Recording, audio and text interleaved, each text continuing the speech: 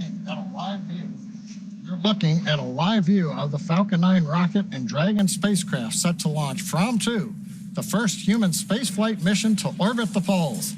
The four-person FRAM2 crew is getting ready to head to space in about 1 hour from now at Launch Complex 39A at Kennedy Space Center in Florida.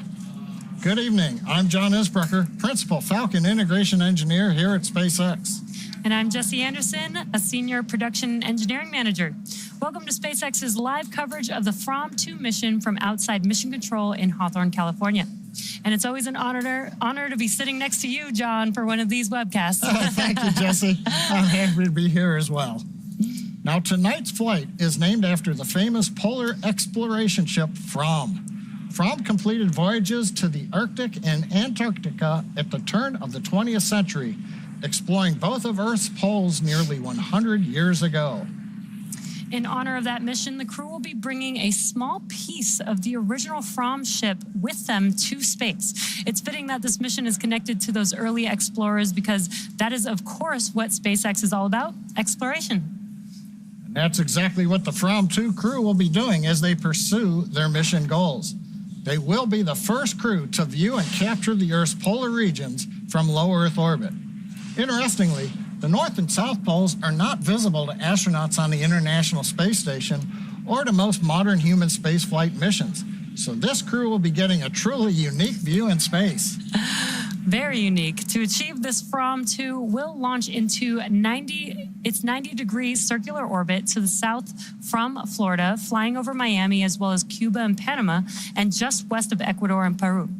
And that means that the teams are taking into account high altitude wind speed and direction in the unlikely event Dragon would need to perform a launch escape with its Super Draco engines. SpaceX, you are go for Our launch team has implemented new wind rules to ensure Dragon remains offshore in any launch escape scenario, including flight further downrange. 5 preparation of area farming of 4.100 launch preparation. We're hearing a little bit of discussion to the crew right now, as we're inside the 1 hour mark, just giving them some heads up on upcoming events. Now, if we did have an escape needed in flight, Dragon would fire its Super Draco engines to either overshoot land or to slow down. And these are known as prograde and retrograde burns, and they would ensure a water landing. And further downrange, Dragon could also turn sideways to perform an out-of-plane Super Draco burn that would push Dragon west into the Pacific Ocean.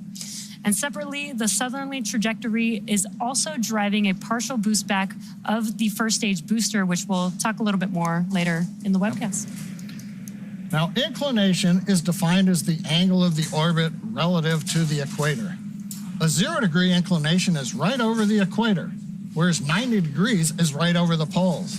Now, the closest any astronauts have come to this was during the Soviet Vostok and Voskhod missions in the early 1960s, and that has included Yuri Gagarin's flight. Now, those missions flew to about 65 degrees inclination. NASA's Space Shuttle flew one mission to 62-degree inclination in the 1990s. FRAM2 is go for launch. SpaceX copies FRAM2, go for launch. FRAM2 crew giving a go for launch as we slowly get closer to T0 in 55 minutes. So one thing about that trajectory over the poles, the crew is going to truly go where no one has gone before. Quite literally. During the course of this mission, the crew will observe Earth's polar regions at an altitude of approximately 440 kilometers. Now, at this altitude, Dragon will fly from the North Pole to the South Pole in just 46 minutes and 40 seconds. Now, this unique mission is being undertaken by an incredible crew. The mission is being commanded by Chun Wang, an entrepreneur and adventurer. Chun's goals for this mission is to highlight the crew's explorational spirit, inspire the public, and advance research in space. And there he is at 90 degrees north, where soon he'll be flying over. And joining him on the mission is a crew of international adventurers, and that includes Norway's Jannicke Mikkelsen, which is FRAM2's vehicle commander, Australia's Eric Phillips, serving as mission specialist and medical officer, and Germany's Rabia Roga, who is FRAM2's mission pilot. What a great crew. We're now at T-minus 54 minutes, 10 seconds and counting. Let's take a look at the crew's day so far and check in on where they are now. Now, at this moment, the crew is currently seated inside of Dragon, completing their final checklist before liftoff. But the crew started their day by waking up and doing their first medical checks of the day. They were then transported to their first meal of the day, arriving at Hangar X at about T-minus 5 hours and 22 minutes. Then at about T-minus 5 hours and 17 minutes, they had a chance to see their families, have their first meal of the day, and then say their goodbyes. After that, just under 4.5 hours before launch, they began the drive to the suit-up facility. That takes about 20 minutes. At T-minus 3 hours and 50 minutes, they received their final pre-launch briefing from Mission Control, as well as the very important weather briefing.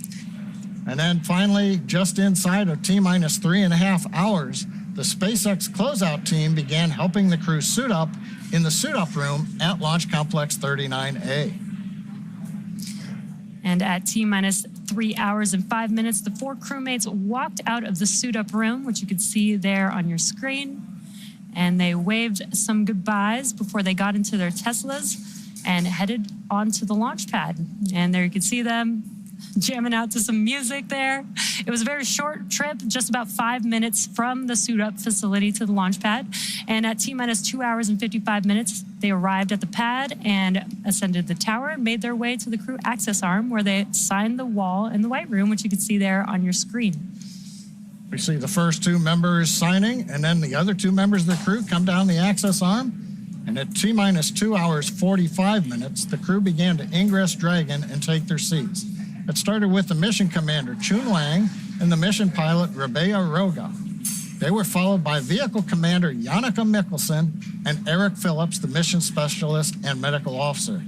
After all 4 crew members were seated, we did the comms and suit leak checks, and then we did the seat rotation into the launch configuration. That finished at T-minus 2 hours 29 minutes. About 10 minutes later, the SpaceX closeout team closed Dragon's hatch and performed the final leak checks. Next major event coming up will be T-minus 42 minutes. The crew arm will retract away from the vehicle in preparation for propellant loading, and then onward to the launch. And coming up right before that happens, in just about 6.5 minutes from now, the launch director will conduct a go pull for propellant loading at T-minus 45 minutes. And after that, at T-minus 10 minutes, we will proceed into terminal count. And all that brings us to launch, which is expected tonight at 9:46:50 p.m. Eastern Daylight Saving Time. That's just over 51 minutes from now. So while we're waiting, let's learn more about the crew that will be making history over the next 3 to 5 days in orbit. FRAM2 is a crew representing multiple countries, each bringing a unique expertise and perspective to the mission. This will be the first spaceflight for everyone on board, all of whom have significant experience exploring and capturing the polar regions. Mission Commander Chun Wang is an entrepreneur and adventurer. He's well-traveled, having visited more than 100 countries in the past few years alone. In fact, he met and selected his fellow FRAM2 crew members while living in Svalbard, the far north Norwegian archipelago. Vehicle Commander Janneke Mikkelsen is a Norwegian director and cinematographer specializing in immersive technologies like virtual reality and 3D, and the first Norwegian astronaut, female Norwegian astronaut. Australian Eric Phillips is FRAM2's mission specialist and medical officer. He is a professional polar adventurer and guide, having spent most of his adult life in the polar regions. Germany's Rebecca Roga is FRAM2's mission pilot and will oversee research activities on board. Rebecca is an electrical engineer and robotics researcher from Berlin, who on this flight will become Germany's first female astronaut. Now, in less than 4 minutes, we should hear from the SpaceX launch director giving directions to the team as we get ready for propellant load. So let's take a moment, though, to hear directly from the FRAM2 crew. I am that person that you meet in a really remote area, carrying a film camera and a really heavy backpack full of camera equipment. That is me. Right now, I'm pursuing a PhD in Arctic robotics. So I give brains to autonomous boats in the Arctic, which basically means my background is research. I work as a polar adventurer and guide. That essentially means that I'm taking myself and small teams, often customers, on expeditions typically to the North and South Poles. I have dreaming about space stuff for quite some time, and even as young as in my teenagers, I spent so much time following the missions, trying to calculate the orbit, trajectory, and pay very close attention, like what's going on different online forums. As a kid, I actually spent 5 years learning how to walk again and how to reuse my motor skills, like learning to walk, learning to run, learning to jump. And in that time period, I became space obsessed, and they were photographing the planet in 3D. I thought that was really cool. Project that tied me most to space was leading a student satellite project, which was my heart and soul. It is funny because I'm going to launch before the satellite. So I look forward to seeing it come after me, I guess. Looking back historically at how we all came together, we had this polar connection. We all have a connection to an archipelago of islands that is set in the Arctic Ocean called Svalbard. I spent quite some time on Svalbard, the northernmost city or town one can live in and work from. Every crew have a certain connection to Svalbard. Janneke currently lives there. Chun has been there. Rabia and Chun have both joined me on expeditions there. So we kind of have this connective tissue, if you like. But it so happens that we're all bringing things into this mission that are critical. We will be doing something that is quintessential to humans and that is seeing things with our own eyes. Yeah, the FRAM2 mission is like my baby. I planned and designed everything. I made a proposal. I think this is one of my life goals. Now, the crew is so excited to go to space today. Now, currently at Complex 39A, it's T-minus 47 minutes and counting. Now, a little bit earlier at the T-minus 1 hour point, we loaded a small amount of RP-1 fuel into the Merlin rocket engines. It's a process known as engine bleed-in. The next major activity in the countdown is coming up. The launch director and launch team are preparing for the propellant load and launch pull. The launch director will also check with the Dragon mission director for their readiness to launch. The launch director is electronically polling the SpaceX launch team for their go, no go to load propellant and launch. Once the poll is complete, the SpaceX launch director will make announcements on control room lockdown and protocols for holds or launch escapes. And then they also remind the team that inside of T-minus 10 seconds, only the computer will be able to abort the launch. Now, once the launch director gives these instructions, he will clear the team to proceed with moving the crew arm away from the launch vehicle. A couple of minutes after that, once the crew access arm is in the stowed position for launch, the crew will be notified to arm their launch escape system on Dragon. Now, and there's the crew right now inside the capsule, just waiting for the clock to tick down. Now, once that crew access arm is retracted, the escape system is armed. That sets the conditions for propellant loading to begin on Falcon 9. Now, as always with Falcon, once we start propellant loading at T-minus 35 minutes, that will commit us to launching. So if we have to hold the countdown after that point, there would be a launch scrub, and we would need at least 24 hours until the next attempt. Now, currently we're starting to get some of the electronic signatures on the go, no go poll. Next up, we ought to hear the SpaceX launch director giving the instructions to the team at approximately T-minus 45 minutes. So we're going to listen in right now to the countdown net.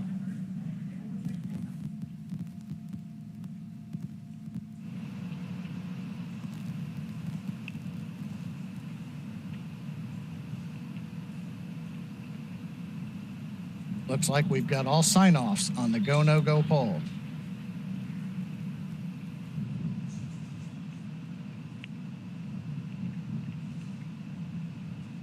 Now, as we mentioned, once we get the instructions to the team that Jesse just talked about, then we'll hear the next instruction, which is to prepare and retract the crew access. Station operators on countdown. The time polling is complete. Dragon and Falcon teams have pulled go for propellant load and launch. Stand by for control room and abort protocols. Now that's the great news we were For waiting all for. operators in MCCX and Hangar X, both control rooms go into lockdown in T-minus 45 minutes. Will remain in that state until the launch escape system is disarmed. All operators are to remain at their console and maintain a sterile cockpit until MD confirms successful disarming of the launch escape system following orbit insertion or propellant offload in the event of a scrub.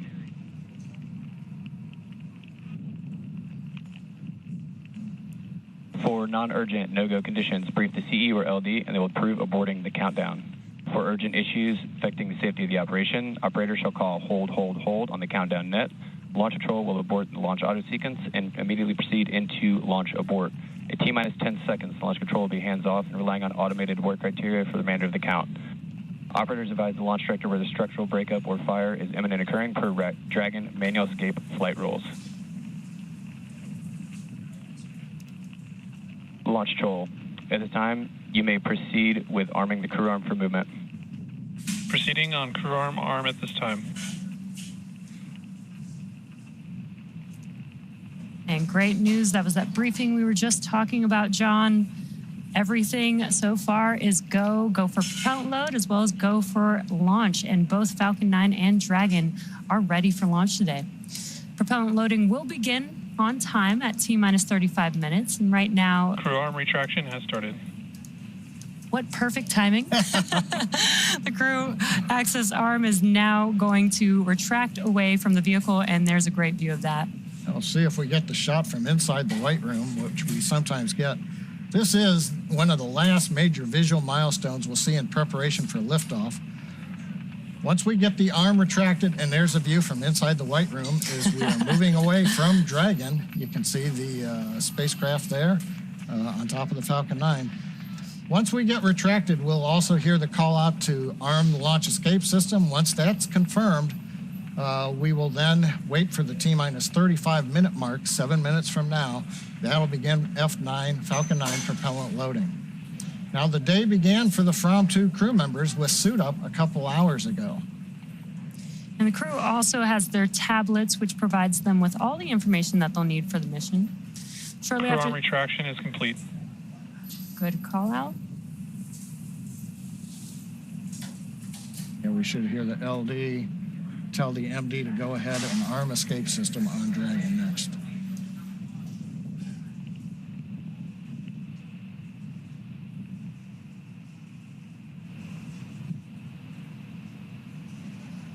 I think right now they're just waiting for the last data confirmation that the arm Dragon, is retracted. SpaceX, you are go for Section 6, close visors, and arm launch escape system.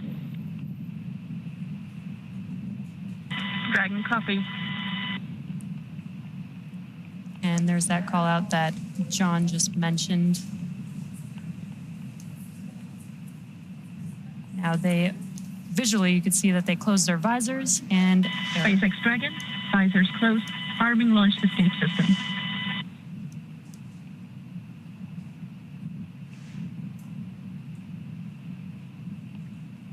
As a reminder, right now we have the 4 crew inside Dragon. They're the only people inside. The blast area of the hazard corridor has been cleared. The SpaceX copies. We're monitoring. Monitoring indicates that the Dragon team here in mission control, they're looking at the telemetry, making sure that the escape system, all the valves open, everything works, and that we have armed the escape system correctly. As I mentioned, we've got the 4 crew in the capsule. Before the T-minus 1 hour point, the support team actually left the pad, so they're clear. So these are the last people on Complex 39A. I mentioned some tablets that the whole crew has. They also have some displays right in front of them that the vehicle commander and pilot are able to see and monitor all the procedures that are happening with the vehicle.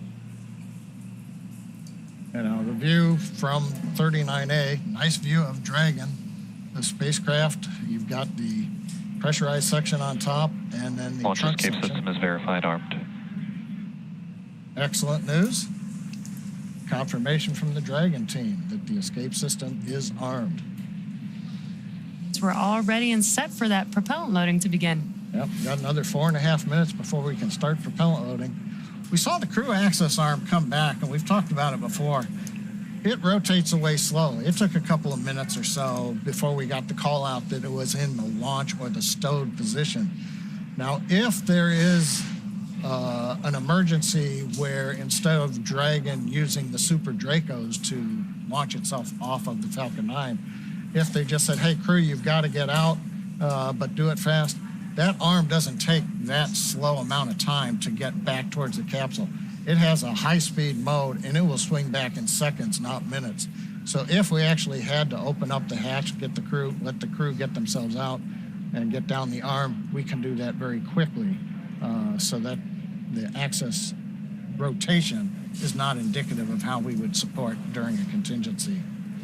Yeah, exactly. We've thought through a lot of these procedures, and while everything that you've previously seen on crew launches seems very standard, we do have scenarios and have set up the crew and the vehicle and the launch pad for all of these scenarios, including a first-of-its-kind escape system, which provides escape capability all the way to orbit. You can't really see them, but the little cutouts or the scalloped areas there, that's where the Super Dracos are located. There are 8 of them around the perimeter of the spacecraft. But the rocket engine nozzles are closed out, just keep any of the Florida bugs from flying in there. So it's all closed out, and it should stay that way through flight. We got to keep the FOD out. It's a fancy acronym for bugs. Now, you may have noticed a moment ago when we had the view out over the ocean, some flashes of lightning. Expect loud venting from the vehicle in 30 seconds. Yeah, that announcement, loud venting to the crew, that's as we're getting the Falcon 9 ready to begin loading propellant into the tanks. Yeah, and you're going to hear these kinds of call-outs. The crew is inside of Dragon, so they can't see what's happening outside of the vehicle, but they do hear a lot of sounds that are going on as the vehicle is preparing for liftoff. So the Falcon 9 tanks are venting for the start of propellant load. You're right on time, inside T-minus 37 minutes. Yeah, so the Corps is announcing these events so that the crew is aware of what's going on with it. Give them situational awareness, or SA as we call it. Now, right now, we're waiting for Falcon 9 propellant loading to start. That's our next major event in the countdown. We'll hear the call out on the countdown net that launch auto sequence has begun, and the crew will be informed of that by the launch director. So we'll begin with loading fuel onto both stages, both stage 1 and stage 2, as well as liquid oxygen onto the first stage.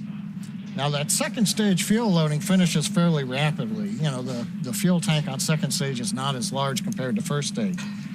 So we will actually finish that in several minutes, and then we will begin loading liquid oxygen onto the second stage. Now, as we wait for another minute for the start of propellant load, I was talking about the lightning we saw. We've had lightning in the area. We had a front just go through, and before we came onto the webcast, we were violating multiple rules. Lightning, anvil clouds, thick clouds, electric fields. All of those are slowly going away. The front is quickly moving to the east, but you're looking at lightning that is actually heading away from the launch pad. And the launch weather officer at Kennedy Space Center, Cape Canaveral, is telling us that there's nothing behind this front. So fingers crossed, but we expect right now the weather will cooperate. But as a reminder, when we start loading propellant in 20 seconds, that's going to commit us to the T0, and that'll be our only chance for this evening. Yeah, John, you mentioned all the weather scenarios that we have. The most important is what's happening at T0 and beyond. So it sounds like we are still go for launch, regardless of the current propellant weather. Propellant load has started. And great call out there. Propellant loading has begun. Right on time. So now the propellant load for Falcon 9 has started. That means the 8 Super Draco engines inside Dragon are ready to launch the capsule away from the Falcon 9 rocket in an instant, should there be any kind of emergency associated with the rocket or the pad.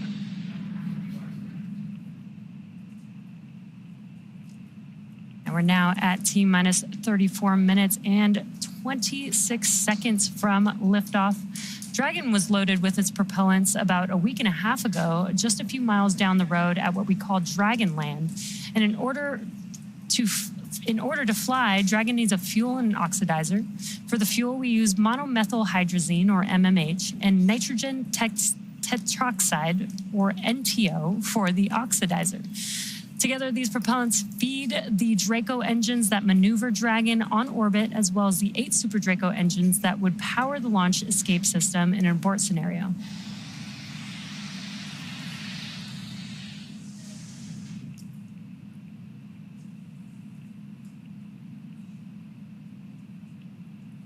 As we mentioned, in those abort scenarios, those 8 Super Draco engines inside Dragon are ready to be used should they be necessary.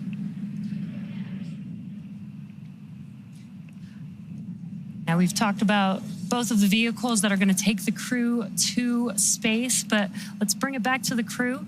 To prepare for today's flight, our teams at SpaceX spent the last several months working with the crew as they learned about orbital mechanics and how to live in microgravity. SpaceX's civilian crews go through the same rigorous training as astronauts on SpaceX's NASA missions.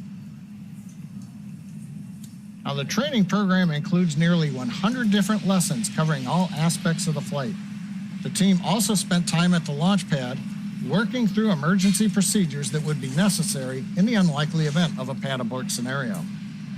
The crew participated in additional training activities, including a wilderness trip in Alaska, to ensure they were all well prepared to face close quarters and harsh conditions before going off into space. Now, this included 5 days of sea kayaking and camping, working as a team with limited basic resources and in very challenging conditions, also known as getting comfortable in uncomfortable environments.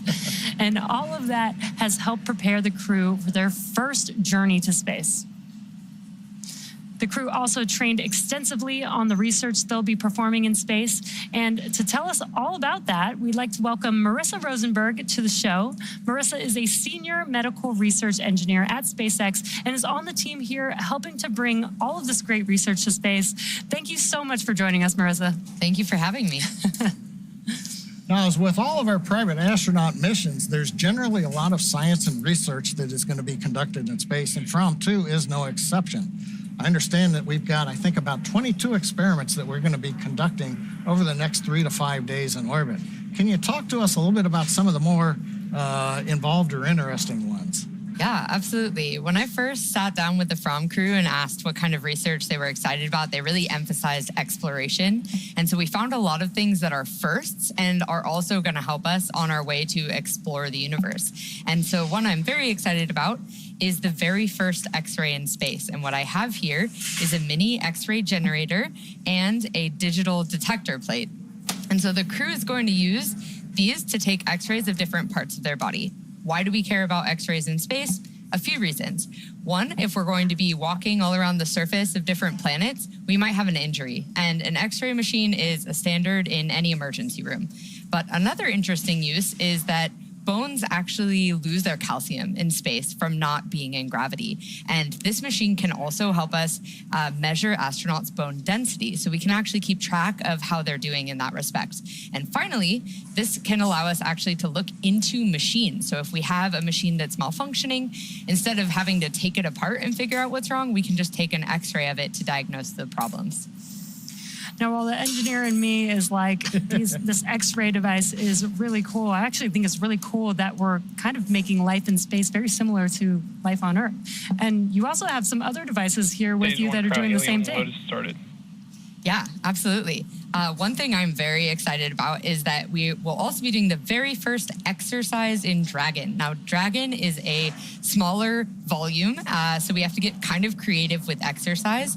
And how we're going to do that is with blood flow restriction. So blood flow restriction is where we actually cut off some of the blood flow to, in this case, the legs. And we're doing this with two different devices. The first are these shorts here. They're Hydro shorts, and they use an elastic band with Velcro to reduce that blood flow.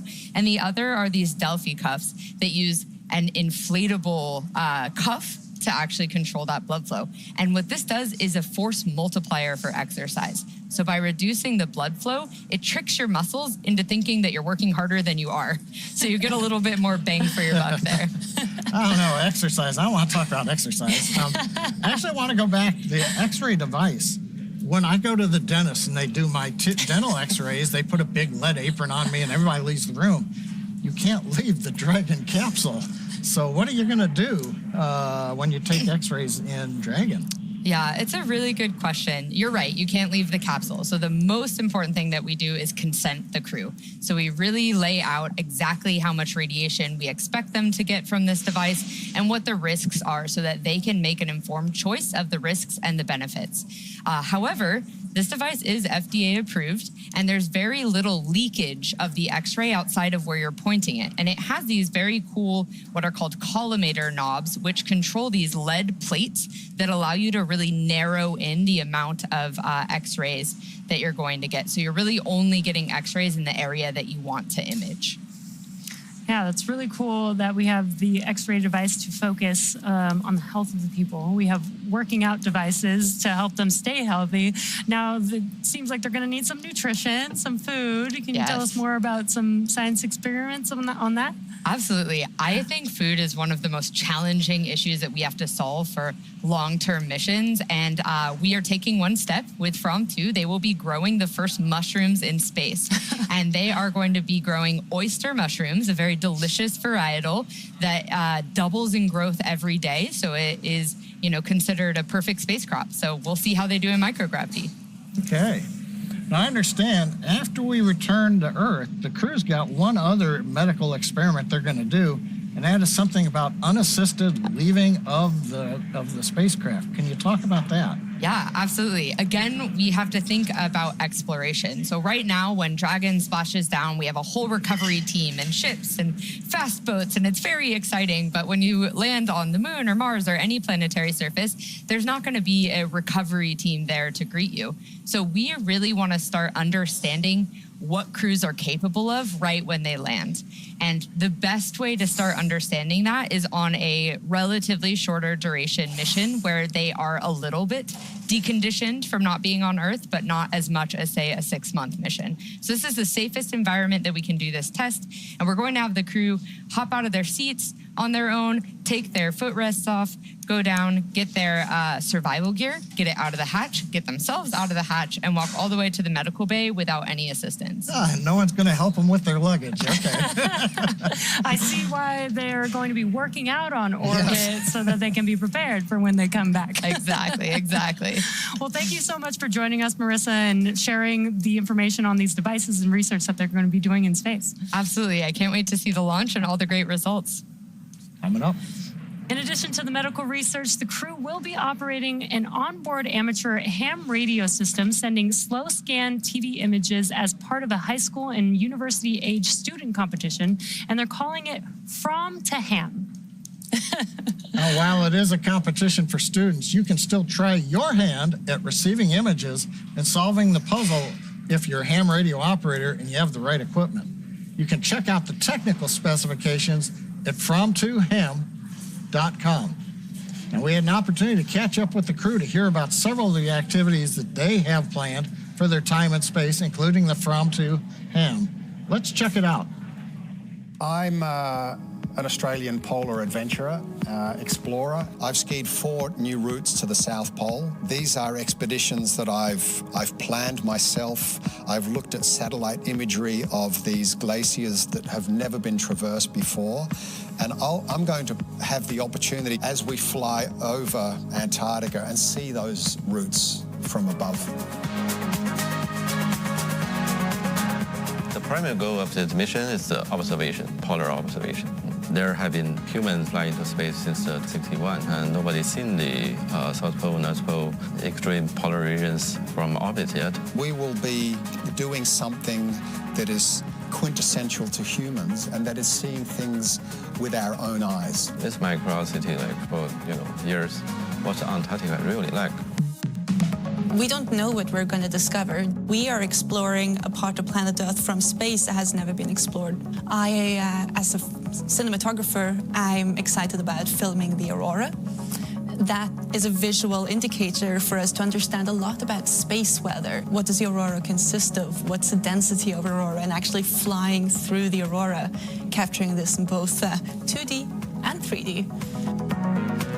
What I'm looking forward to do in space, looking forward to the research that we are going to do on orbit. I would say we have two main themes. So one is how do people adapt to extreme environments? Based on that, how do you increase the access to space for anyone medically without being a superhuman as in the olden days? I think astronauts before us were absolute heroes, right? But then it should shift from that to how does anyone go into space?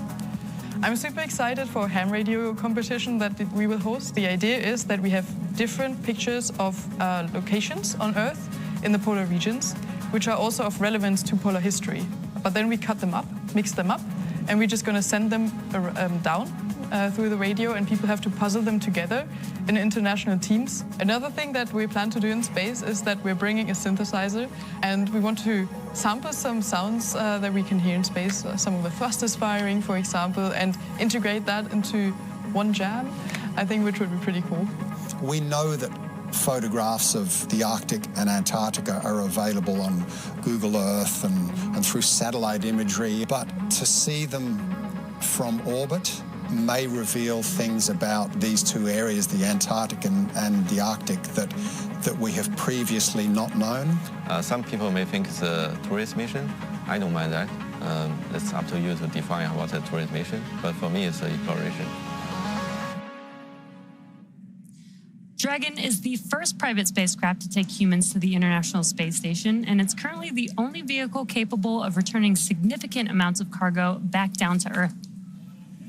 Now, the crew will spend all their time in the pressurized section, which is the top portion of the spacecraft. This area allows for the transport of people and environmentally sensitive cargo. Dragon's trunk, which sits below the pressurized section, can carry unpressurized cargo if needed, and it remains attached to Dragon until shortly before re-entry into Earth's atmosphere. Now, we mentioned earlier in the show that this will be the first West Coast recovery with crew.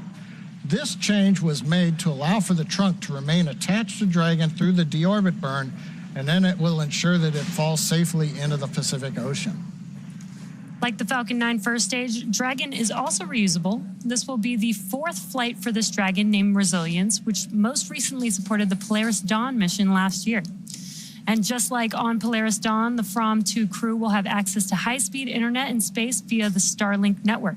Dragon is carrying what we call a plug-and-placer, a device that is linked to a Starlink terminal in Dragon's trunk, which is connected to a router, providing Wi-Fi for the crew. The placer is responsible for establishing and maintaining a laser communications link with Starlink satellites, which will be in orbit with Dragon. Using this hardware, Dragon will attempt to talk to Starlink the same way Starlink satellites talk between themselves, which is with lasers.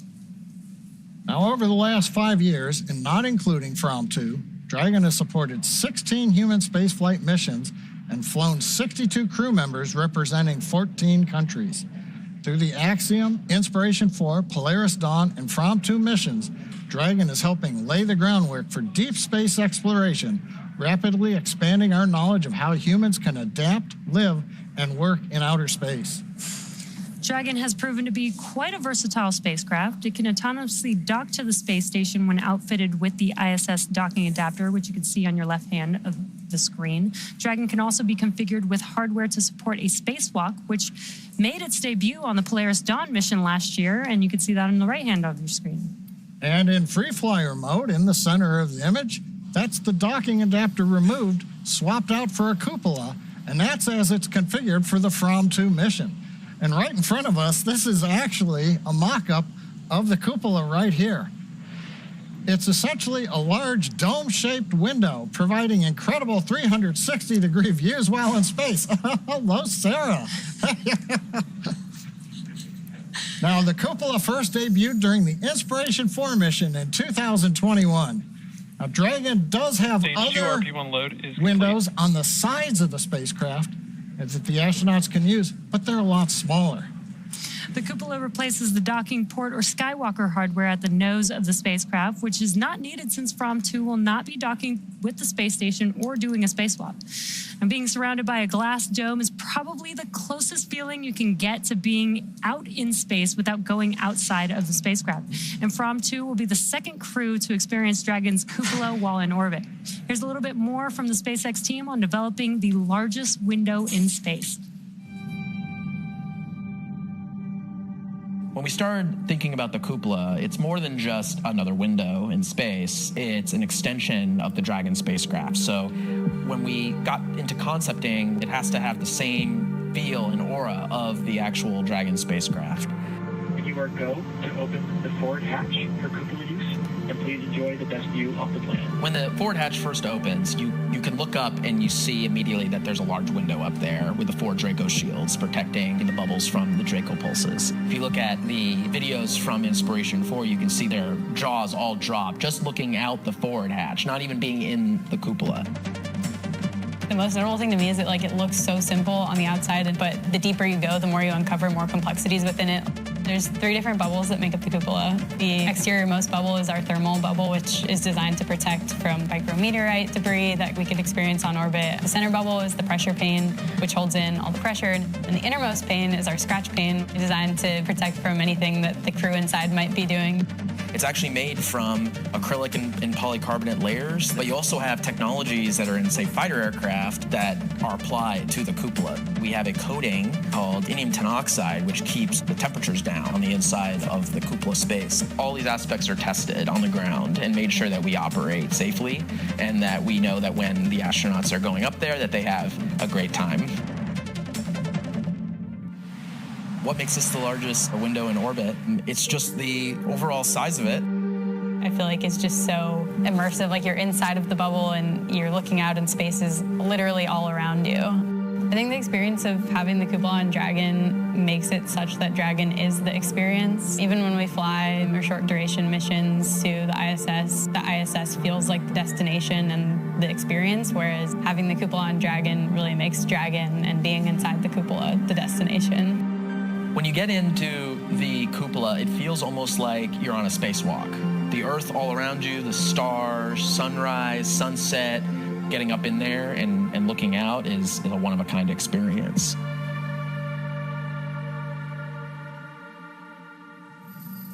Now, joining us now are 2 SpaceX engineers who made their spaceflight debut on Polaris Dawn. They're going to help share what's going to space in a Dragon, what it's like. Welcome, Sarah Gillis and Anna Menon. It's so great to be here with you. Thanks for having us. Yes, thank you so much. We're thrilled to be here.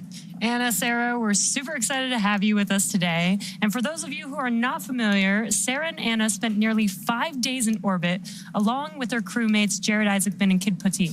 Polaris Dawn flew higher than any Dragon mission to date, reaching the highest Earth orbit ever flown. And the crew completed the first ever commercial extravehicular activity with SpaceX-designed EVA spacesuits. So we're excited to have them with us today to add some insight from that firsthand experience. At this point, propellant loading has begun on Falcon 9 as FRAM2 prepares for liftoff in about 16 minutes from now. I'm sure you both remember what that was like. What do you think the crew is doing right now, and what do you think is on their minds?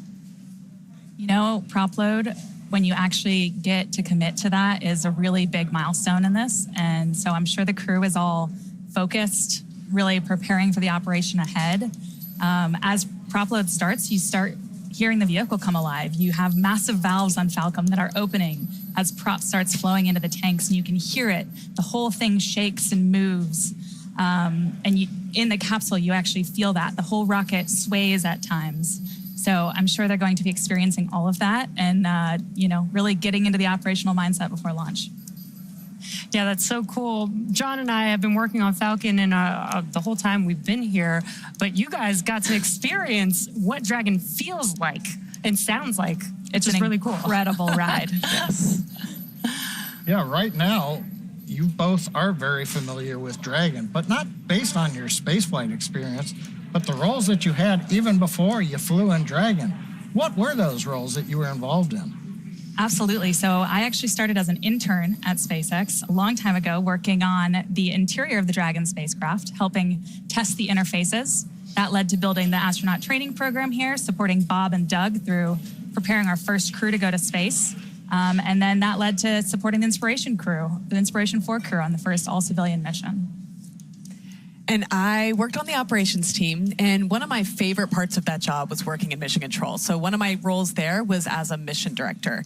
And the mission director is the person that leads that team behind us in mission control. It's the team of engineers and experts in systems. And together, that team helps fly the Dragon mission. They respond to anomalies real time if they occur. They help keep the astronauts healthy and safe, and they help ensure all of the mission objectives are accomplished successfully. Now, the Dragon that's supporting today's FRAM2 mission, that's the same one that you all flew in on Polaris Dawn.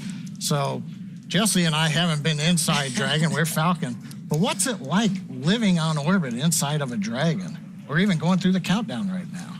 Living in Dragon is absolutely incredible. It feels like a Dragon is alive around you. So you have the sound of fluids moving through the walls around you as you're living in there.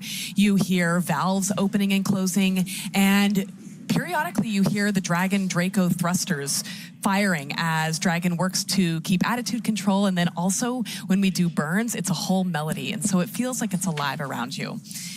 But then on top of that, you are getting to float in this 3D environment. And that means that you get to really use all of the surfaces around you. You get to use the ceiling, the floor, the walls, and you get to really float around. But I think what's really exciting is that this FRAM2 crew gets even more space than we had. They have the cupola, so that expands their 3D environment and also provides them this really spectacular view of our planet. I cannot wait to see the imagery that they get to share with us through that view. I like how you said the melody, and it's right at the shot of you with the violin. Cupola versus Skywalker, you know. Is there a Dragon you'd like to fly in? Oh man, you know, the spacewalk was extraordinary, so I'm really grateful we got to do that. But I think the views they're going to see through that cupola of the poles are going to be astonishing. I'd say any Dragon is a good Dragon. I agree. Any Dragon is a good Dragon. We are so excited to hear so much more about your guys' experience as we count down to FRAM2's launch today. So we're about T-minus 12 minutes from liftoff, and while the countdown continues, let's meet the launch vehicle taking FRAM2 to space today. Take a quick look here in the last minutes, but Falcon 9 is the first orbital class rocket capable of reflight. For this flight, it'll be the 6th time this first stage booster has supported a mission. Now together, Falcon 9 and Falcon Heavy have completed more than 450 launches, including one earlier today, and over 380 reflights. That's a lot of launches. And the Merlin 1D engines on the first stage are optimized for sea level. These achieve 190,000 pounds of thrust each during ascent and descent. And at liftoff, Falcon 9's first stage has thrust greater than 5 747 airplanes at full power. And the MVAC engine, which has a much wider nozzle, is optimized to 220,500 pounds of thrust in vacuum. Can you tell us how the ride was on Falcon? Riding on Falcon is extraordinary. It is my absolute favorite roller coaster. At liftoff, you are momentarily suspended in a way that just defies physics. And then you start accelerating, pushing out through the atmosphere. I think a moment that stands out is main engine cutoff when you're first thrown into your straps, and it feels like the longest 11 seconds while you're waiting for second stage engine to ignite. And then you start accelerating, and finally you end up in your orbit. Again, engines cut off, you're thrown forward, and then it's totally calm. Everything kind of lifts off, starts floating around you, but it goes from really loud to really quiet and serene. Can you imagine saying that it was really calm when you're going 17,500 miles per hour? Believe it or not, it is. That's pretty wild to hear. Yeah. Now, on Polaris Dawn Return to Earth, you splashed down off the coast of Florida, but this flight, FRAM2, is the first time we'll be heading to the new location. Recovery operations for Dragon missions will now take place off the coast of California.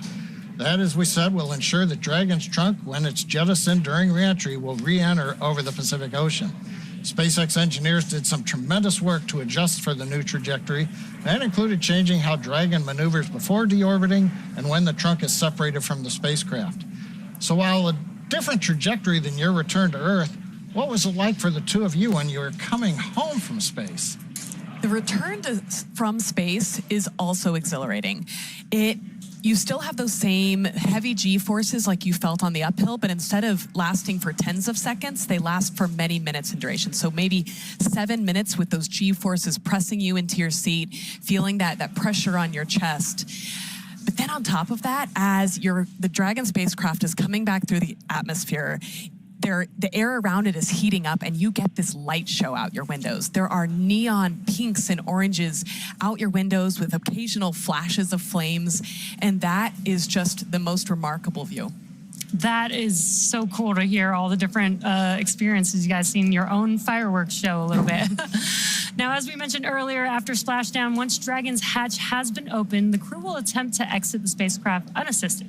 This is the first time this will be attempted with Dragon, and we are studying the crew's ability to exit Dragon without additional medical and operational assistance. Exiting the spacecraft without help will become more important for missions to places like the Moon and Mars, where the crew may need to exit their landing vehicle unassisted.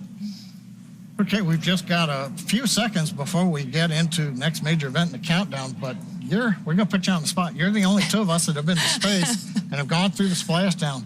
What's it like trying to get out of the capsule? Do you want dolphins? The dolphins were incredible. It's very interesting readapting to gravity and taking those first steps. I think it's a great research experiment.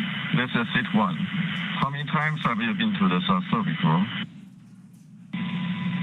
To the South Pole, around 10 or 12 times, but to both poles combined, around 30. How long did you take to ski there?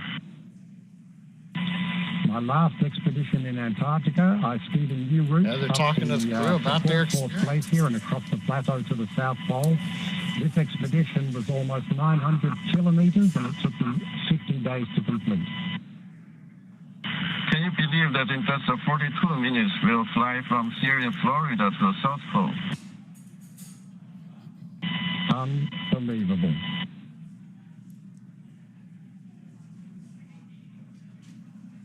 Sounds like they're talking to Eric Phillips about his experience in the Arctic. And he's going to go from pole to pole in 46 minutes in one of these orbits this time around. But you're talking about in the last seconds here, what it was like actually with splashdown, and then you got to get out. It's one of the coolest moments coming home and getting to see all of the people back on the boat to get you out. Stage 1 has started. And so I think it'll be really interesting to see them kind of get more equipment out and proceed out of the capsule by themselves. And we just heard a stage 1 engine chill has begun. You guys being on the vehicle during this time, could you feel that or hear that happening? So I remember, notable kind of popping sounds as we progressed through different major stages of the prop load. At this point in the countdown, I remember getting really focused, knowing that we were really close and those seconds are just flying by. I'm sure there was a lot of other things on your mind. Stage 1 RP1 load is complete. Oh, we heard the call out. Stage 1 fuel load's complete. We're right on the timeline. Right now, we're down to just liquid oxygen loading on the second stage. Now, were you hearing these kind of announcements from the Corps, letting you know where we were going through? Yep, they're keeping you up to speed on everything. You hear the loops coming through the spacecraft, and it's, as Anna said, it goes by so quickly in these last couple minutes before launch. And we are just under a minute away from the Dragon vehicle transitioning into terminal count. That's where the internal flight computers will take control of Dragon. Did you guys experience any difference with that, or did it feel the same? That felt the same, but we knew the words that indicated that transition, and so when that happened, we knew it was go time. Okay, T-minus 5 minutes, 23 seconds and counting. As we were just mentioning, we're coming up on the announcement to Dragon to configure for terminal count. We'll also be going to internal power on the Dragon spacecraft. So we're going to listen to the call out from the Dragon team and the Corps as we get through this next milestone in the countdown. Falcon 9 tanks are pressing for strong back retract. Dragon is in configure for terminal count. Great news. The strong back that you heard called out there is the transporter erector, which you can see on your screen just to the right of the vehicle. Now, what's going to happen is the clamp arms are going to open up first, and then the strong back, where the TE is going to begin to retract away from the vehicle, just about 2 degrees. And you can see it's very slow on your The screen. strong back is retracting. Good call out there, but you can see on your screen the clamp arms are beginning to open up. Again, once those are fully open, that makes way for the TE to move away from the vehicle. Yeah, and we heard the call out. We're pressurizing for strong back retract.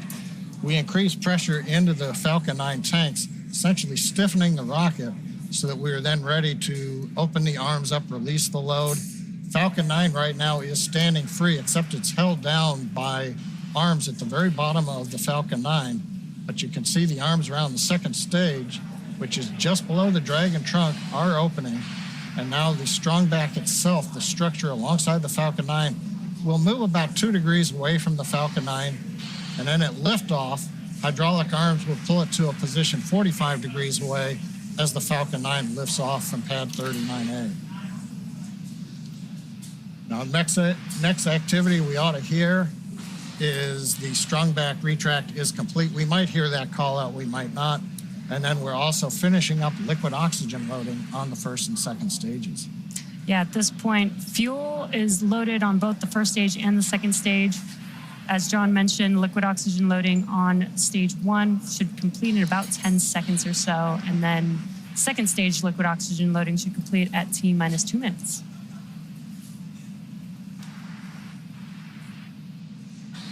Just waiting to hear the call outs right now for stage 1 LOX load.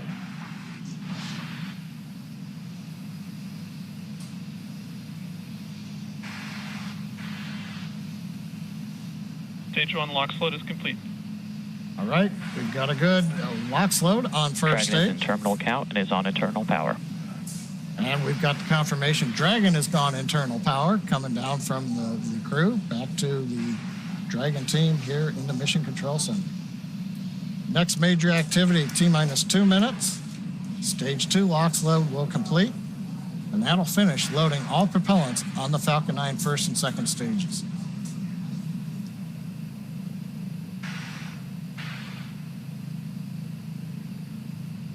We do have a crowd building up here in front of Mission Control.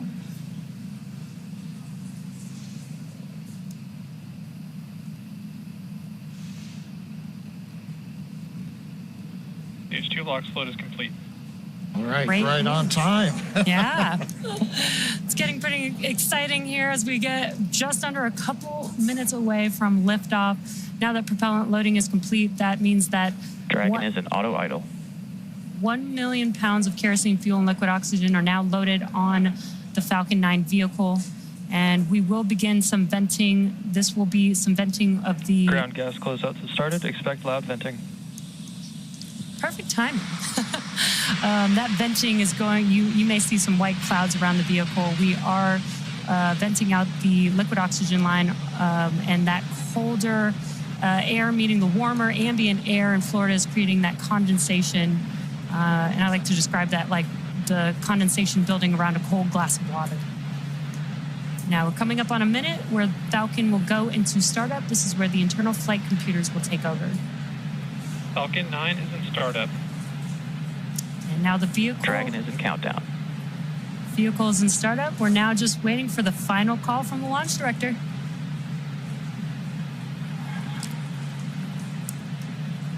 Dragon, SpaceX. Go for launch. And great news, we are go for launch. SpaceX Dragon, FRAM2, go for launch. And heard one call T-minus from the 30 crew. seconds. One last call from the FRAM2 crew. Let's watch as the Falcon 9 vehicle takes Dragon and FRAM2 into space.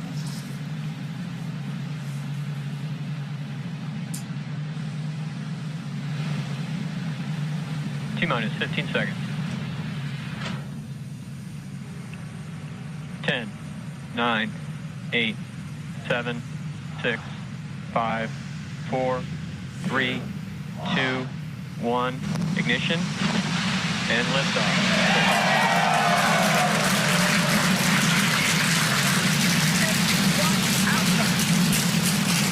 Copy, 1 Alpha. Vehicle is pitching downrange. Stage 1 propulsion is nominal.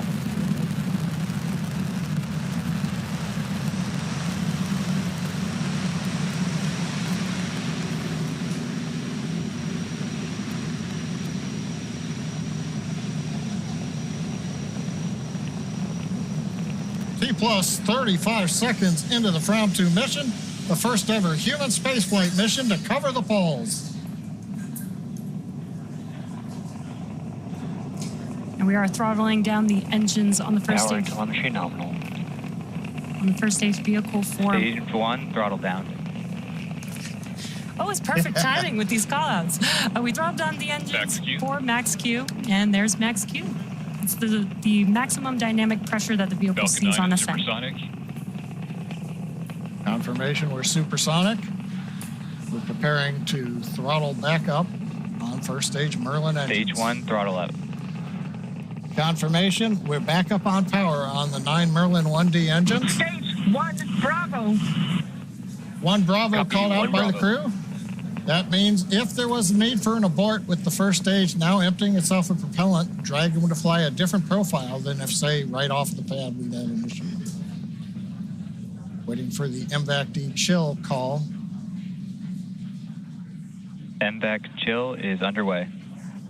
We're beginning to chill the second stage engine in preparation for its ignition, coming up in less than a minute from now.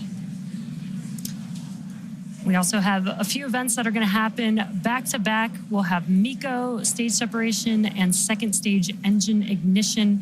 MECO is main engine cutoff. That's where we will shut down all of those 9 engines, which you're seeing there on the first stage vehicle to slow Stage 1, throttle down. And we've got a live view of the crew on the vehicle at this moment, which is really cool. And we will have MECO stage separation and MVAC ignition in just about 10 seconds from now. We're beginning to throttle down the Merlin engines in preparation for main engine cutoff. You on the left looking up at the second stage engine nozzle. MECO. Stage separation confirmed. Stage 2. Copy, stage 2.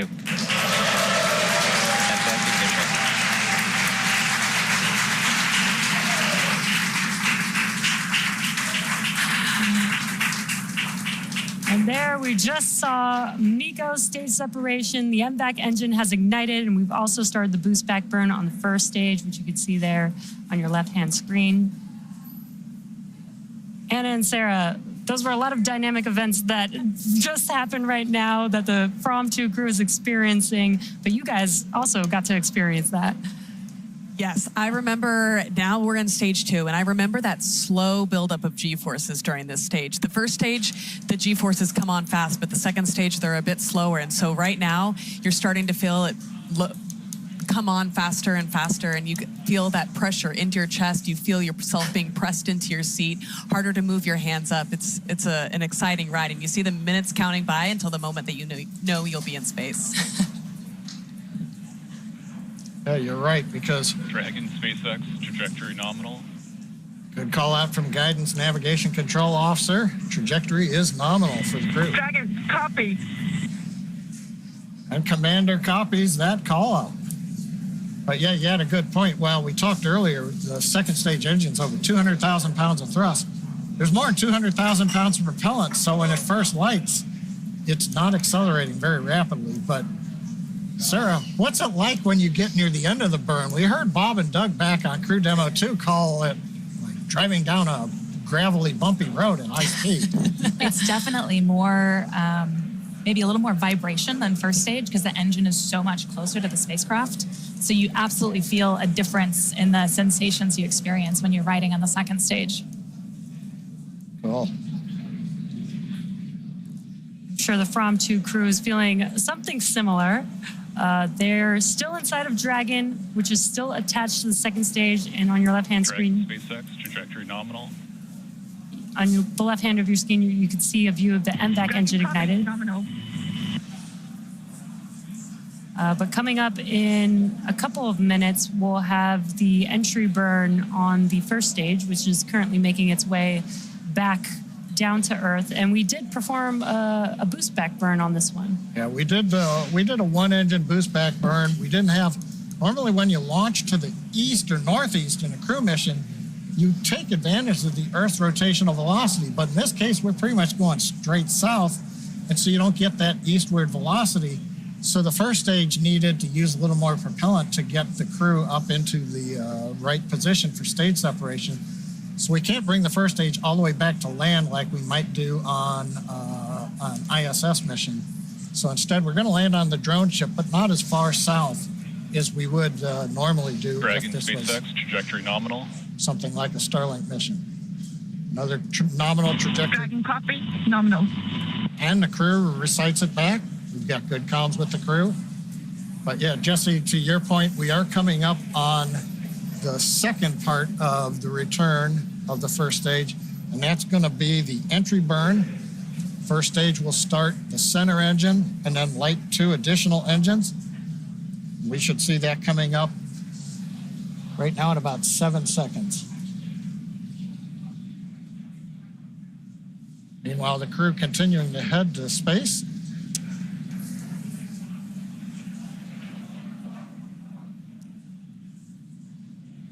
During this time, we would continue to monitor the altitude as the vehicle kept rising and rising. Yeah, you got the displays there where you guys can monitor that during the launch. Dragon, SpaceX, trajectory nominal.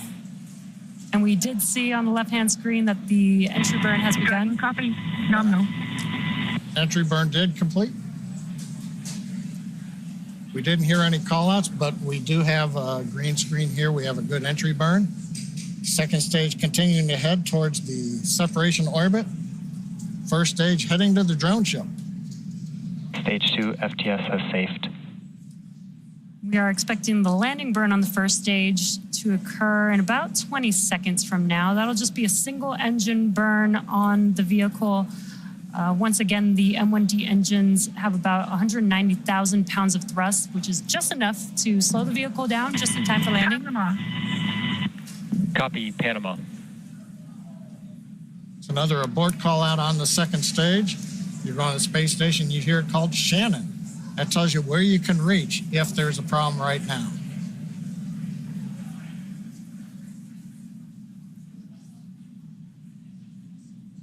And we've now got video on first stage. Landing burn has begun. And a view from the drone ship. Legs are deployed. And touchdown after 6 flights.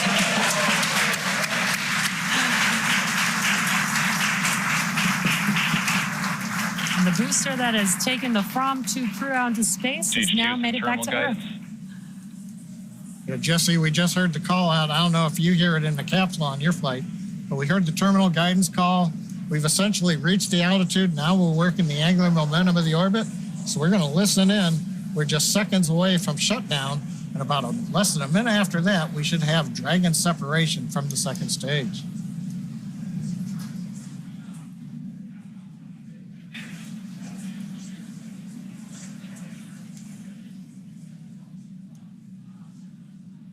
MVAC shutdown.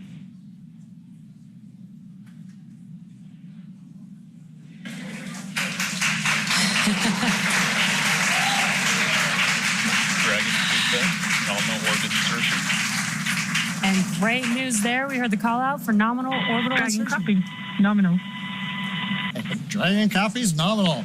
Launch escape system disarmed.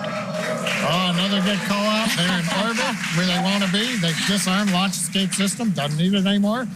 We're 191 kilometers up. We've got the view of the crew.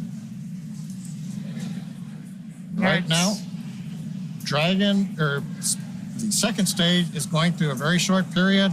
We're making sure that we're pointed in the right direction. We've got the engine shut down, purging gas, and it's separation.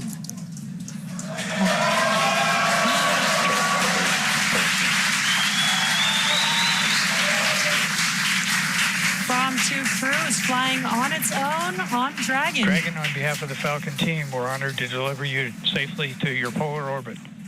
Enjoy the views of the poles, send us some pictures, and our hearts and minds will be flying with you as you go over the poles. Have a great flight. And Dragon, this year launch director here. Pretty wild to see the FRAM adventure sailing to the poles once again, over 130 years from its christening. This time, though, with Starlink. Godspeed, FRAM2. Cheers. Cheers.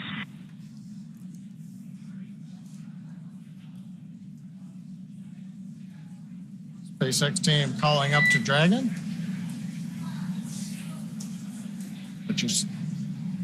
What you're seeing right now, the shots of Dragon, that was the Draco thruster checkout. And there's the crew. And I think Jesse, Anna, Sarah, on the right next to one of the small crew windows, that's probably their zero-G indicator, as we call it. Yeah, I can't quite make it out. Dragon SpaceX, nominal dehumidifier activation and service section Draco checkouts. Copy. Nominal.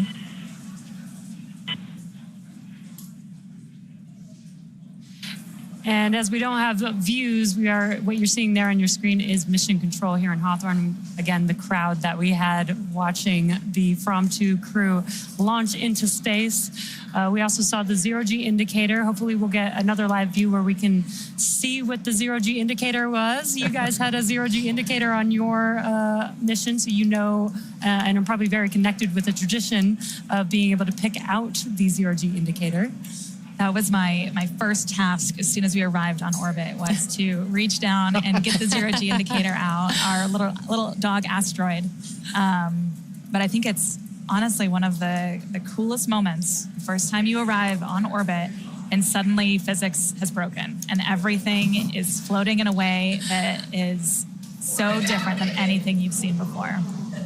That's so cool to hear that from you, because seeing the zero-G is actually my favorite part of crew launches because of the same reason. Like, oh, it's the first moment you actually see that it's your evidence that they are in microgravity. Absolutely. But I also love the tradition of being able to pick it out and the meaning behind the zero-G for each mission. I've got to ask, the Dragon separation, it comes so quickly after the second stage. But when you got separated from the second stage, was there like a wave of relief, or was it business as normal? I think there was a sense of joy in, recognizing that there were so many important steps that had to happen in order to get us to that point, and recognizing that we had reached that point, but then also knowing that it was time to get to work. We had a lot of objectives ahead of us. It's really the moment the spacecraft comes alive. Like during Draco thruster checkouts, the nose cone opens, you activate your environmental systems. So you go from launching on a rocket to flying in a spaceship. And it's this really cool transition where now you are alone in your spacecraft in this little habitat, keeping you safe for the next couple days in space. And at the same time, maybe it dawns on you that says, this isn't another simulation. We are here. This is it. We are in space. We don't go home today at the end of business. We're going to do our work. And you two are very familiar with training over and over again. And now you guys got to experience space. The FRAM2 crew is now in space, in orbit, but there's still events happening, as you mentioned. We talked earlier about kind of maybe feeling a little calmness, but you said that there's still things that you can hear going on. Can you hear like the nose cone opening? Do you recognize those events by the sounds? You certainly recognize the Draco checkouts by the sounds. Just like you have that melody for Burns, it's a particular melody for the Draco checkouts, and it's fabulous. They do work in sync with each other, yes. Right? I don't think we heard the nose cone at all. Yeah. You watch it, you see the video feed of it opening, but it's very quiet. Okay, that's one thing. We're listening to some of the nets. The next activity that Dragon goes through right now is the nose cone deploy sequence, which does not expose a docking adapter to go to the space station. It exposes the cupola, so the crew will get a view right off of the bat.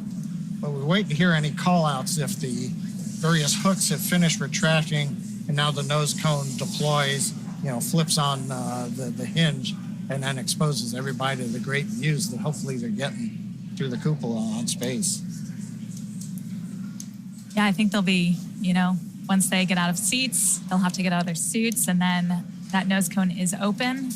They'll have the forward hatch between them and the cupola at first. And then at some point in the mission, they'll get the go to proceed with opening that. But I'm so excited for them to get into the cupola for the first time. Yeah, I stand corrected. They can't look through the window yet. And we've got confirmation on a back net that the nose cone is open. So another major milestone on the mission. So overall, it's, what can we say? The FRAM2 crew, they're now in orbit. Now they're scheduled to spend up to 5 days in space before splashing down off the coast of California, becoming the first SpaceX crew to return to one of our new West Coast recovery sites. The FRAM2 mission is the first human spaceflight in polar orbit and will fly over the North and South Poles and unlock new possibilities. Throughout the 3 to 5 day mission, the crew plans to conduct 22 research projects to help advance humanity's capabilities for long-duration space exploration and understanding human health in space. And we really want to thank both of you, Anna and Sarah, for joining us today, sharing your insights, sharing all of your experience, especially throughout the dynamic events happening with the FRAM2 crew. Thank you so much for having us, and Godspeed FRAM2. Yeah, thank you so much. Godspeed FRAM2, Godspeed Dragon Resilience. And thanks to both of you also. Now, of course, we'll be back to bring you the live coverage of Splashdown when the crew returns to Earth. You can stay on top of updates from the crew by following us on X at SpaceX. We can also keep tabs on the mission with the Dragon Tracker on SpaceX.com. There's a view of the Dragon Tracker right now. You can see follows Dragon. So go to the webpage, SpaceX.com. You get an idea where Dragon is, and you notice right there, we are heading south to the South Pole right now, right on trajectory. So I also want to thank the Range and the FAA for supporting today's mission. And thank you all for watching and logging on. And we'll see you next time.